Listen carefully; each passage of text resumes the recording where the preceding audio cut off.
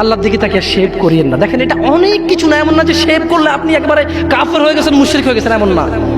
লজ্জা থাকা উচিত। কিভাবে কাটতেছেন ভাই, কিভাবে কেফ? মহিলার ওঠে না, আপনার ওঠে, কেমনে কাটতেছেন বলেন ভাই? গলা কেটে দিবেন? কাটবেন না কেন? এটা হারাম। এটা কাটাও তো হারাম। শুকর খাওয়া কি হারাম? এই যুবক তুমি চলে গেছো, দাঁড়াও। সবাই লক্ষ্য করবেন না, ওকে কেউ ভিডিও করিও না, পরে লজ্জা পাবে ইন্টারনেট আসলে। তোমাকে এখন শুকরের মাংস দেবো, খাবা? কেন খাবা না? জোর বলো। আপনি শুকরের মাংস খাবেন? আপনি কুকুরের মাংস খাবেন?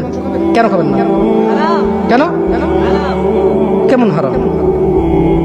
শুকরের মাংস খাওয়া কি হারাম? এই এখানে তেলারা ভেবে বলছি না, কেউ কি রাজি হবে তার বোনের সাথে জানা করতে? কেন? কেন? কেন? কেন? তো নামাজ না পড়া কি?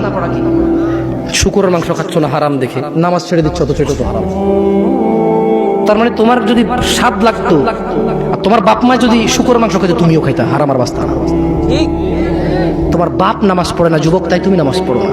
তোমার বাপে ভাত খায় তাই তুমি ভাত খাও। পাকিস্তানের রুটি খায় তাই ওরা রুটি খায়। চাইনিজরা এইভাবে লাঠি দিয়ে খায়, ওরা লাঠি দিয়ে খায়। শোনো, তুমি বলতে চাচ্ছ তুমি শুকর খাও না কারণ এটা হারাম, তুমি মিথ্যু। তুমি একটা চরম মিথ্যাবাদী, ধোঁকাবাজ। তুমি বলছো তুমি শুকর খাও না, এটা হারাম না? তাহলে তুমি নামাজ না পড়ো তো হারাম, তা তুমি কেমনে ছেড়ে দিচ্ছ? এই যুবক, তোমাকে যদি বলে ন্যাংটা হয়ে হাঁটো, হাঁটবা? কেন? কেন? কেন? ন্যাংটা হয়ে কেন হাঁটবা না? কি কি নোংরা কাজ? নামাজ পড়ো না, তোমার শরম লাগে না? শুকরের মদ কি রাস্তায় হেঁটে মদ খেতে পারবে? কার সাহস আছে? এখানে সাহসের অভাব নেই, বাপরে বাপ। এই কথা বলে আবার কারো সাহস জায়গায় দিতে চাই না, তবে অনেকেই চাইবে না। অনেকেই কেন? শরম। কেন? কারণ কেউ যদি রাস্তা দিয়ে হেঁটে হেঁটে মদ খায়, ওর সাথে কেউ মেয়ে বিয়ে দিবে? কেউ? আপনি রাজি হবেন রাস্তায় ভাবে মদের বটল নিয়ে হাতে হাতে মদ খায়, এর কাছে মেয়ে বিয়ে দিবেন? কেন? এটা নির্লজ্জ লোক, মদ হেঁটে হেঁটে খায় ওপেনে। এই ছেলেটাই কিন্তু ওপেনে নামাজ পড়ে না, আপনি মেয়ে বিয়ে দিচ্ছেন। আপনি নাকি ধার্মিক? হ্যাঁ, চিটিং।